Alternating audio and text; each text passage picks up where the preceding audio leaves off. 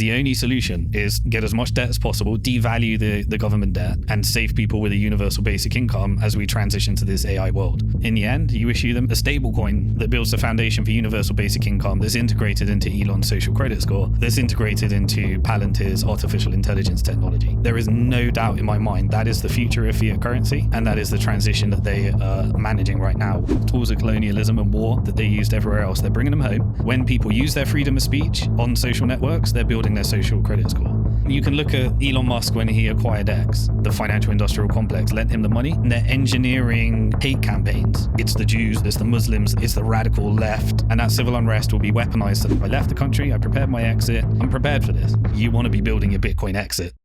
ARCHIE. By definition, fiat currency is a Ponzi scheme.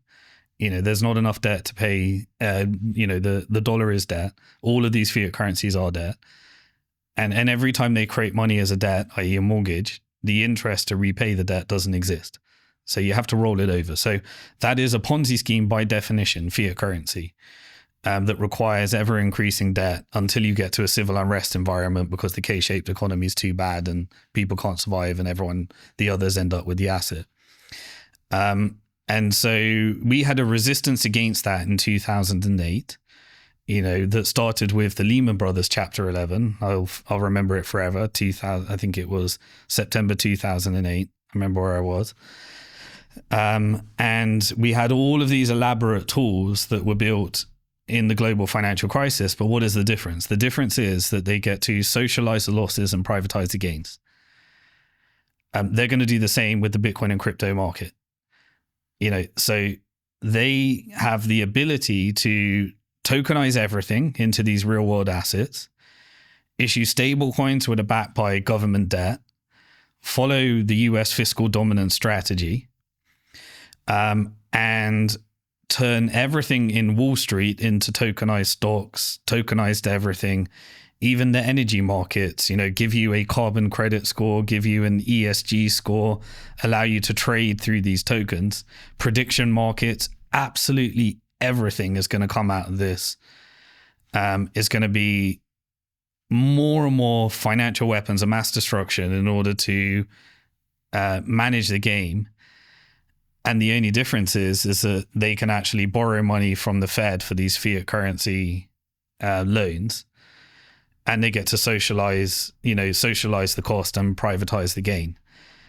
And in the end, where this is going. In the end, it will be the biggest elaborate Ponzi scheme and rollover possible.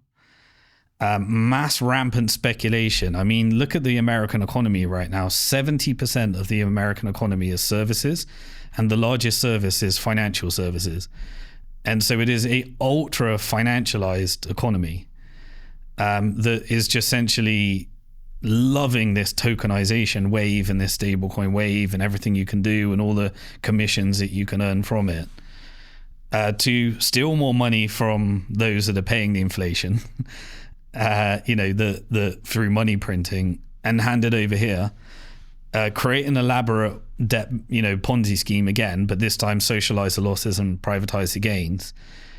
And what do you issue to everyone? In the end, you issue them a stablecoin, helicopter money, that builds the foundation for universal basic income, that's integrated into Elon's social credit score, that's integrated into Palantir's artificial intelligence technology. There is no doubt in my mind that is the future of fiat currency, and that is the transition that they are managing right now. Why? Because they know right now that civil unrest is the number one enemy of the West, because they're bringing those tools home, those tools of colonialism and war that they used everywhere else. They're bringing them home. And when people use their freedom of speech on social networks, they're building their social credit score. They're not giving you freedom of reach, they're just giving you freedom of speech because they want you to talk. And when you, in America, use your Second Amendment, and you're not going to be shooting guns into Palantir. We're in a digital war. But they will certainly use that, just as they are beta testing on the UK, to give you your digital ID, and to give you all the formation. And when there's so you have that civil unrest, immigration is the tool, clearly. Like, this is not governments that are deciding to use immigration in order to solve demographical issues. These are civil unrest campaigns. They're raging war. They're then allowing borders to come in, and then they're engineering hate campaigns. It's the Jews that rule the world. It's the Muslims that are invading. It's the radical left. It's the far right Nazi right. You know, they're engineering all of that in order to get as much hate as possible. That's clearly where we are right now, and that civil unrest will be weaponized in order to issue this universal basic income or whatever the end solution will be. It does feel to me like there is an agenda to amplify social issues, to generate and exaggerate social unrest in order to distract from the problems of the system. Yeah, if you look at, you can look at, Elon Musk when he acquired X. So he acquired it by borrowing against his Tesla shares. And the same propagators of this, the financial industrial complex, lent him the money in order to be able to buy X. That means it comes with terms and conditions. And those terms and conditions are that you need to follow the agenda of the proof of weapons network, and you need to build the tools for the technical industrial complex. And that is what X is. And we're all using it, of course, because we want to get our message out, and we've had freedom of speech for the first time. But I'm fully aware that I'm building my social credit score here, and I'm fully aware that it's going to be weaponized. And so I'm utilizing that for as long as possible. But you want to be building your Bitcoin exit. This is your self-custody side. This is where Bitcoin comes in, because there is no stopping this train. I think, Lynn Alden always says that for the fiscal dominant strategy and the debt-based Ponzi scheme and fiat currency. That's true for the artificial intelligence story as well. There's absolutely no stopping this train. And it is the only solution is get as much debt as possible, devalue the government debt, and save people with a universal basic income as we transition to this AI world. And everybody's got a few years to make that shift. And I don't want to be, sometimes people, when I describe this, I talk about doomer, they call me a doomer.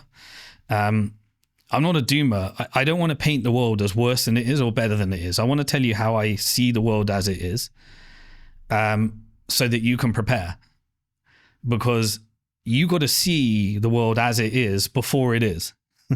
And you right now, if you need more, there's simple strategies. Just own more Bitcoin every month, and hold it in self-custody. Like, that's something everyone has to do. Everybody has to do it. That's the future of your decentralized ID, your decentralized data, your decentralized social. The skill of self-custody is something everyone has to do. Sadly, the old people just ain't going to master it. But you need to learn that, because you need to protect yourself, because it took me 10 years ago in 2015. I predicted where I think our country was going. So I left the country, I prepared my exit.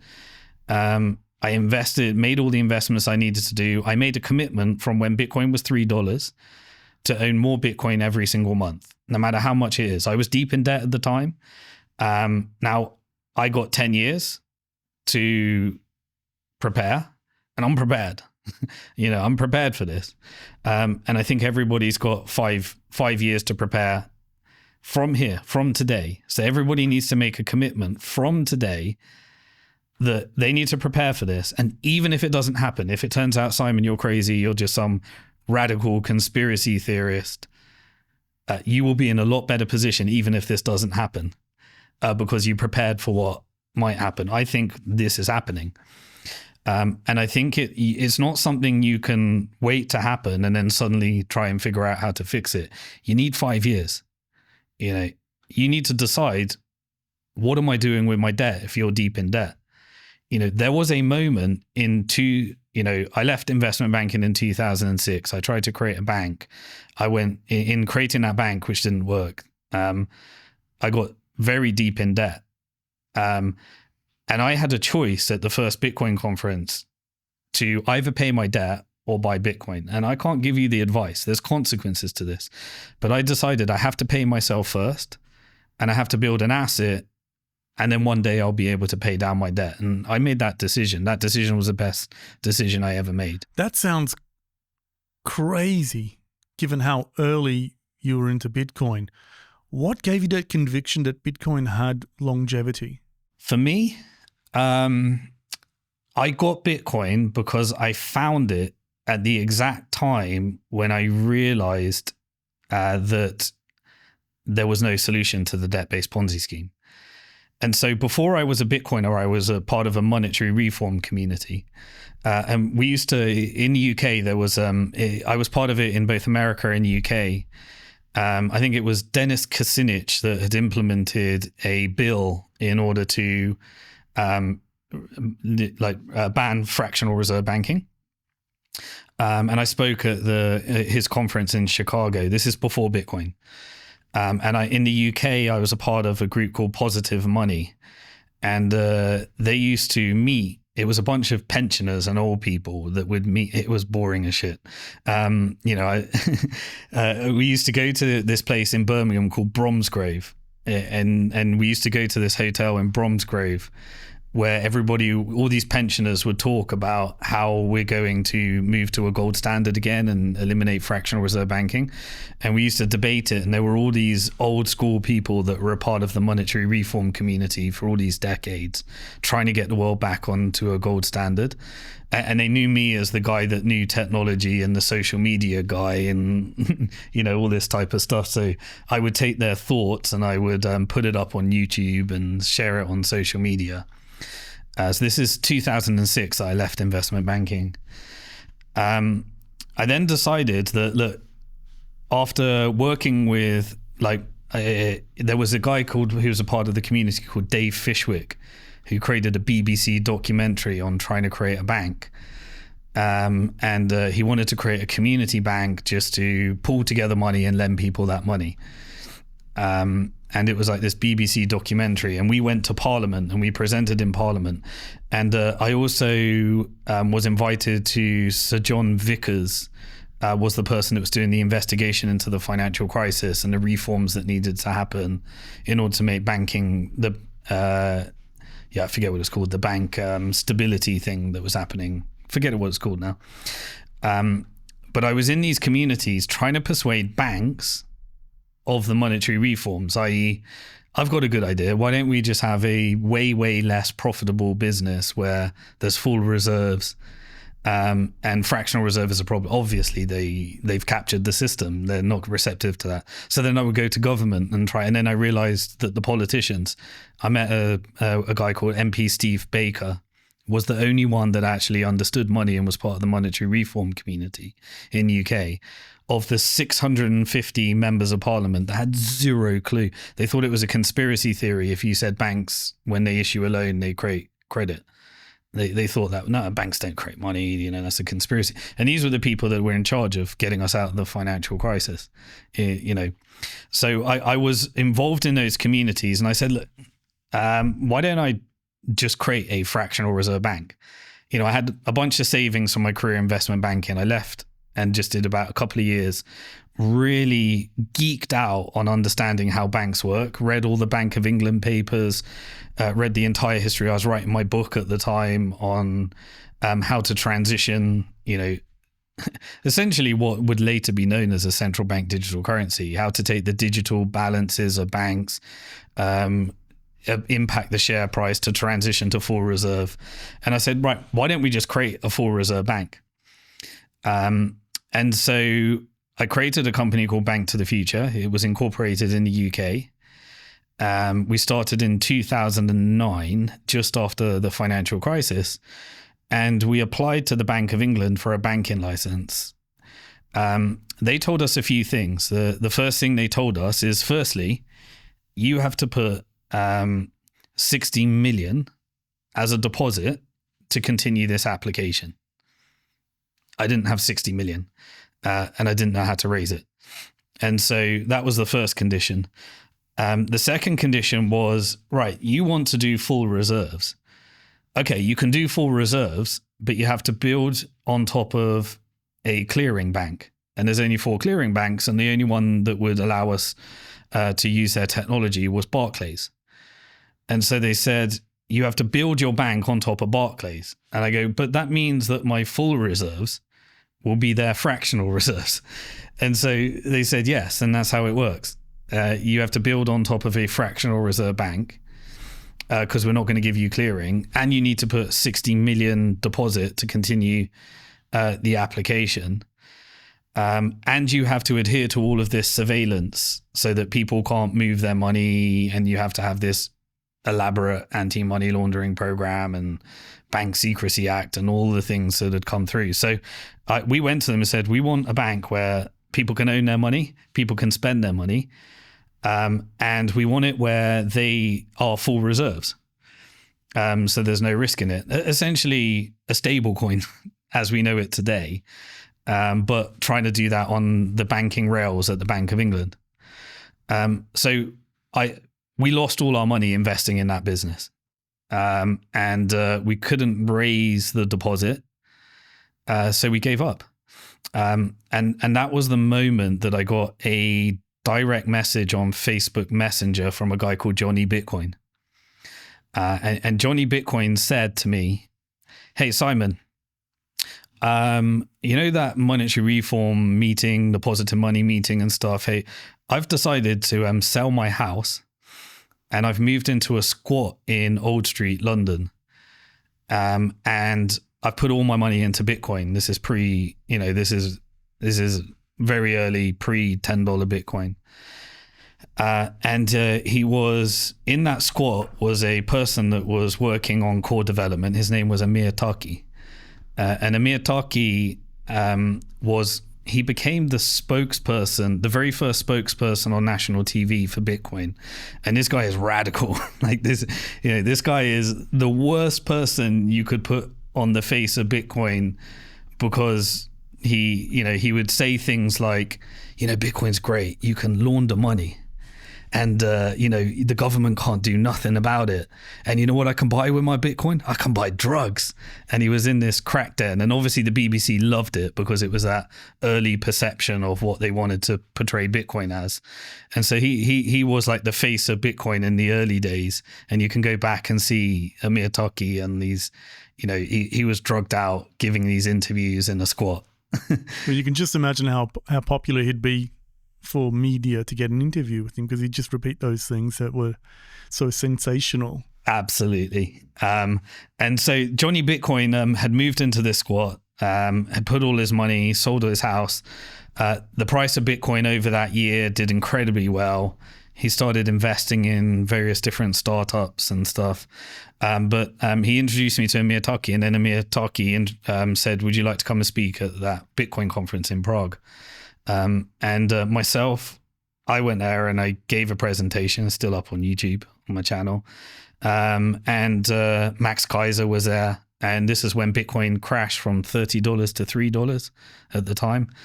And there were these radical people. And so the moment I sat down, and I was writing the book as well at the time, to hear the Bitcoin message, I had been through understanding that you couldn't solve the problem that Bitcoin solved in the traditional rails. And so when I realized that this is money you can own, money you can spend, and money that has a fixed supply, I was 100% receptive to that message. So you knew they were features that at least a strong, small community people were looking for. But what made you think that it would expand beyond that? Or did you not care if it did? No, I didn't care. So we were the early Bitcoin community. We were a bunch of cypherpunks and activists that, no one really came from money.